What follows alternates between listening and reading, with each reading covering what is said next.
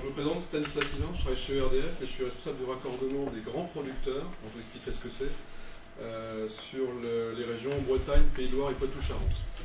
Voilà, l'objet de ma présentation, c'est de vous présenter globalement comment se passe un raccordement d'une unité de production au réseau de distribution.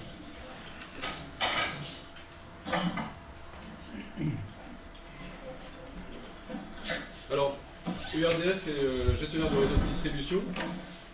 Donc nos activités s'inscrivent dans le cadre du... Ouais.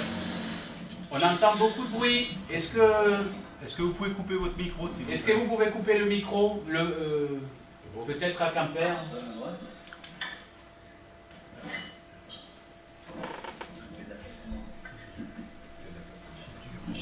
Pouvez-vous couper votre micro à Quimper, s'il vous plaît? Merci.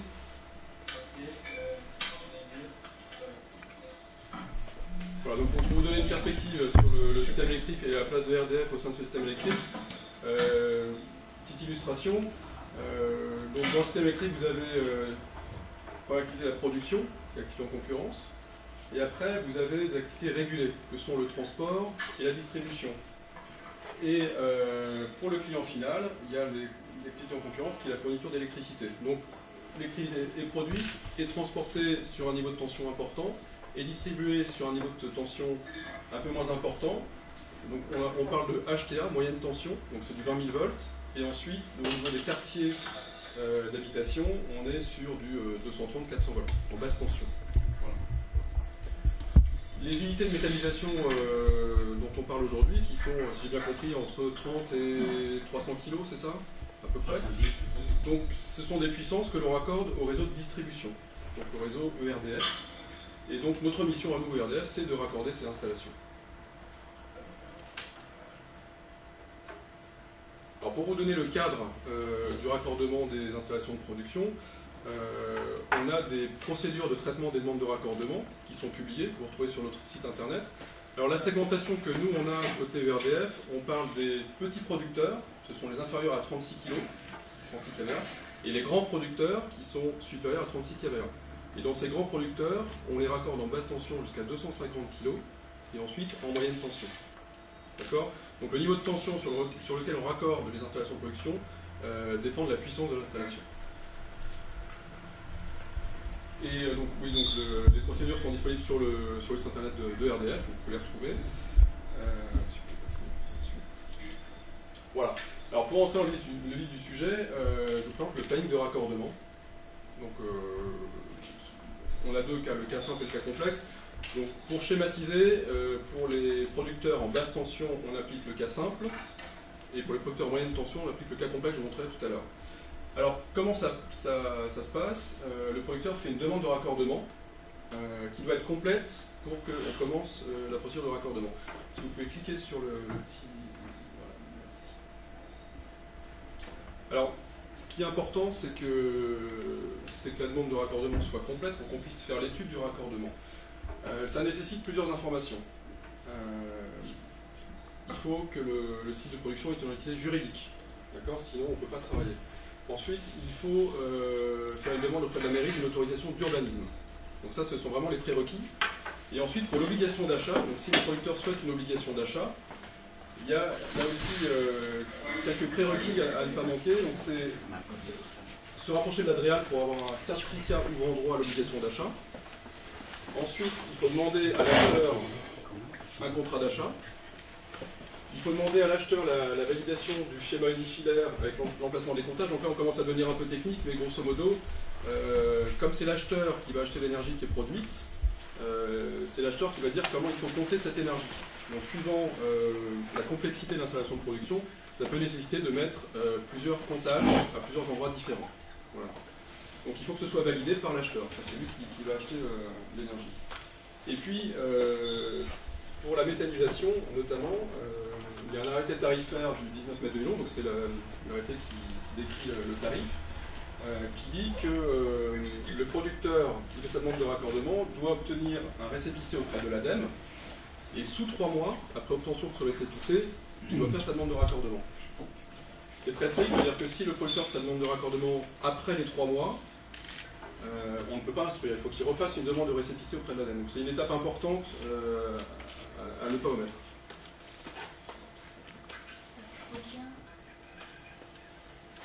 Non, non, non, vous continuez vers le bas, s'il vous plaît.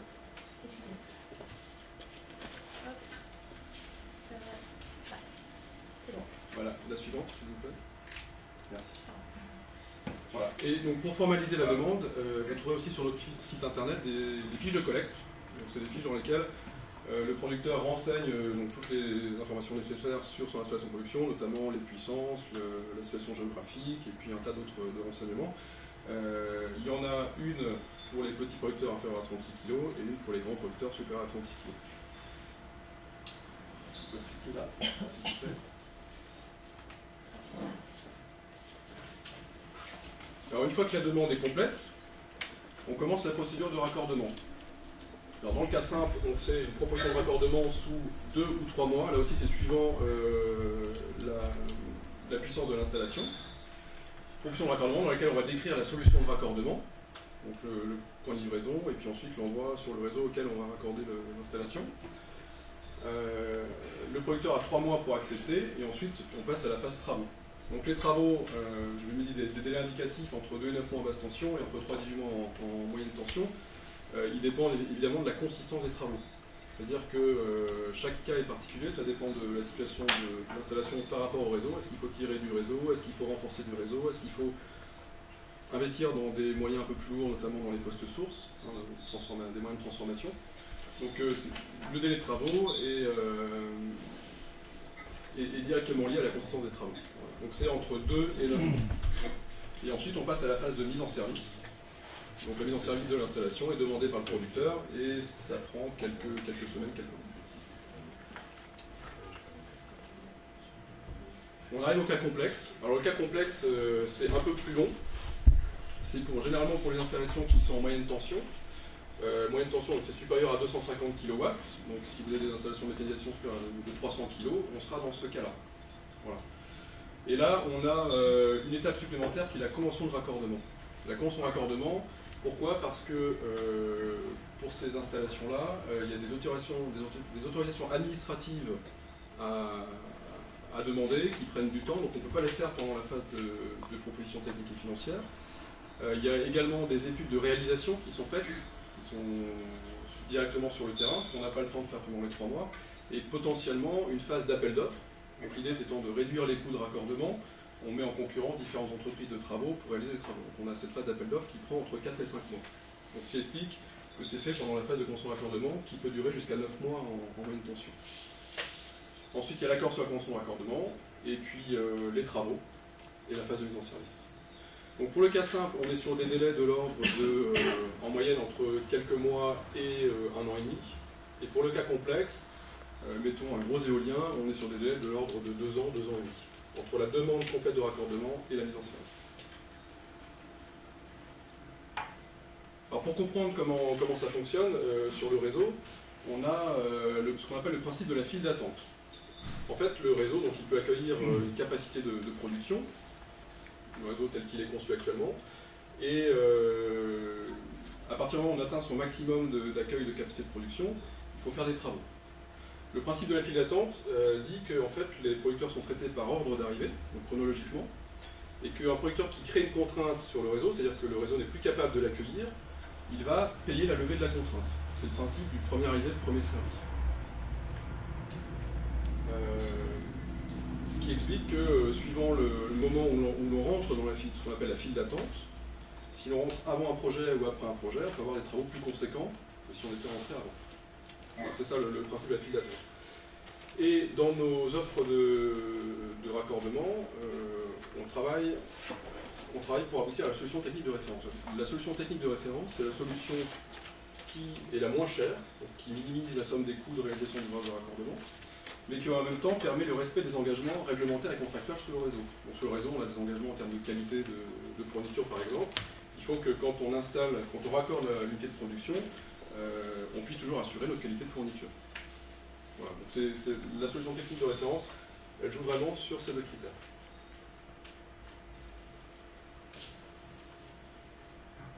Et puis, on a ce qu'on appelle des offres de préétudes. C'est-à-dire que si le projet est dans une phase de montage, de réflexion, le producteur n'a pas encore son permis de construire ou la décision n'est pas prise, on peut faire des préétudes, c'est-à-dire que vous allez nous demander de simuler le raccordement de l'installation à un instant T.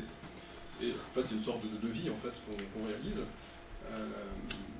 mais qui permet d'avoir une image du coût du raccordement à un instant T, mais qui ne sera pas forcément valable à cause de la file d'attente, quelques mois plus tard. Mais ça permet de se faire une image du coût du raccordement, d'avoir une idée. Voilà, c'est quelque chose qu'on propose en phase amont des projets. C'est payant? C'est payant, effectivement, c'est payant. Alors, d'ordre de grandeur, alors ça dépend aussi du type de production, du niveau de puissance. En basse tension, c'est de l'ordre de entre 600 et 900 euros. Et en moyenne tension, c'est entre 1000 et 7000 euros. Voilà, mais c'est sur devis parce que ça dépend du type d'installation et du niveau de puissance.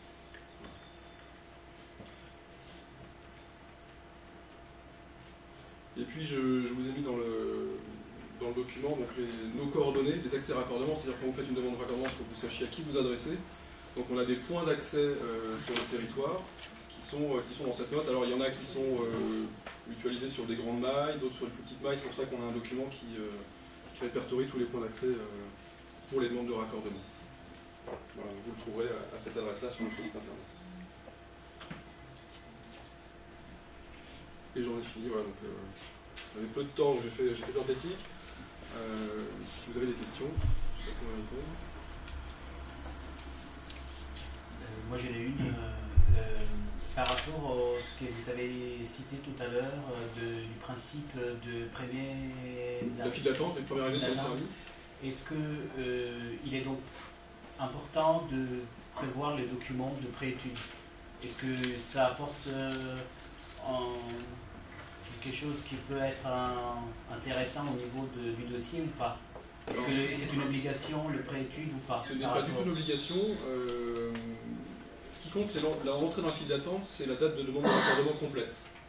La préétude se fait en amont, peut se faire en amont, elle n'est pas du tout obligatoire. Et quand on fait une préétude, on n'entre pas en file d'attente. Donc il n'y a pas de lien direct. Il n'y a pas de lien direct. C'est pour permettre au producteur d'en tenir compte dans son business plan, pour avoir des éléments d'entrée pour son business plan.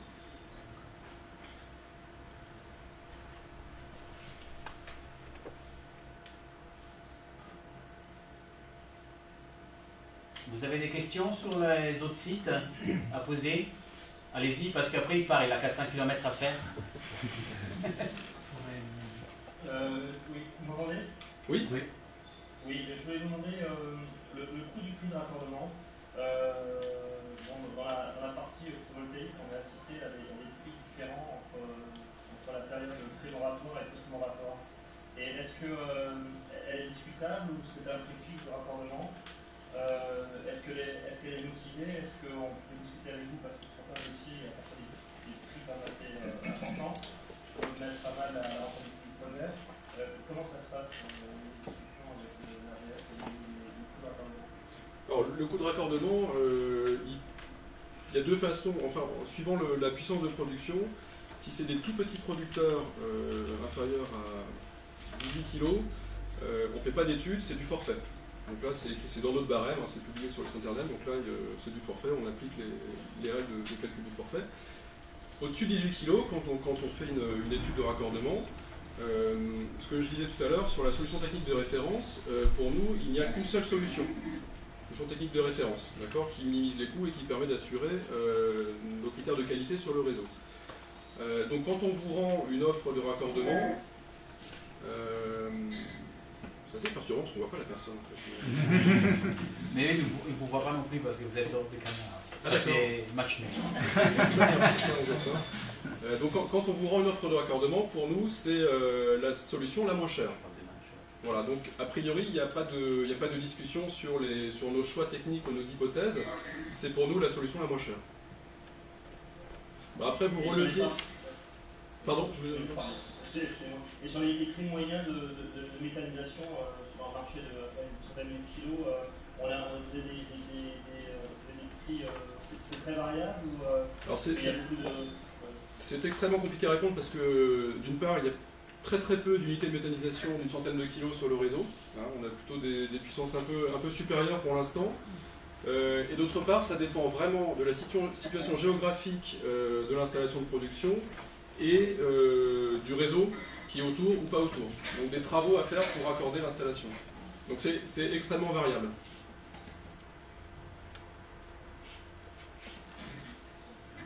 Et au système diffus, là, pour les petites communes rurales, hein, en fait, il y a la partie commune qui doit intervenir en fait, souvent, parce que lorsqu'il n'y a pas, par exemple, de ligne, la création de la ligne CERDF qui prend le relais, ou c'est... Alors pour les unités de production, la maîtrise d'ouvrage est ERDF.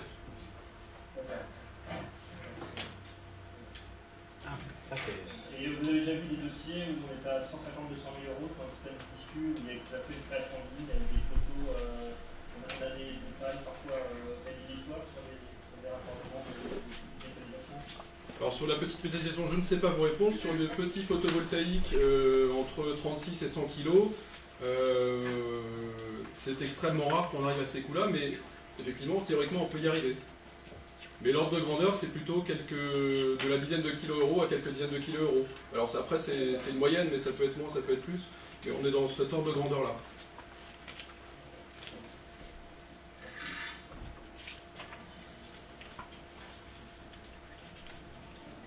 Le schéma régional de raccordement va-t-il faire évoluer les tarifs et les procédures? Excellente question. Est-ce que tout le monde sait ce que c'est que le schéma régional de raccordement au réseau des énergies renouvelables?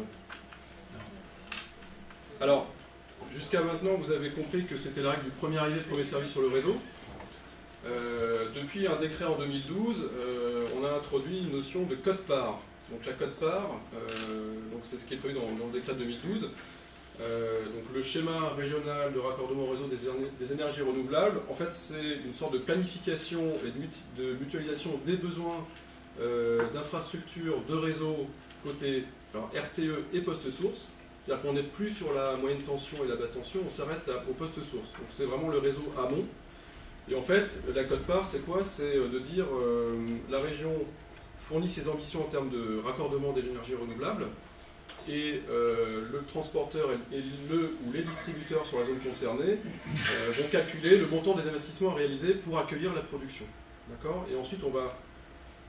Donc la notion de quote-part, c'est on prend ce montant d'investissement et on le divise par le nombre de kilowatts ou mégawatts à installer et ça donne une quote-part en euros, une sorte de ticket d'entrée en euros par kilowatt ou en euros par mégawatt. Voilà, c'est ça la quote-part. Alors, actuellement, il est prévu que la quote-part s'applique pour les producteurs supérieurs à 36 kg, toute production confondue, donc basse tension et moyenne tension. J'ai entendu parler d'un relèvement du seuil à 100 kg, mais je ne sais pas où ça en est. Donc effectivement, les petites unités de méthanisation entre 36 et plus, pour l'instant, sont susceptibles de payer les quotes-parts. Pardon. Est-ce que j'ai répondu à votre question? Ça vient en plus. C'est-à-dire que ça vient en plus parce que la quote-part finance les investissements nécessaires sur le réseau de transport et les réseaux et le poste source, sur lesquels généralement, qui n'étaient pas dans le périmètre de facturation du producteur BT entre 36 et 250 kg. Donc dans les faits, vous avez raison, ça viendrait en plus.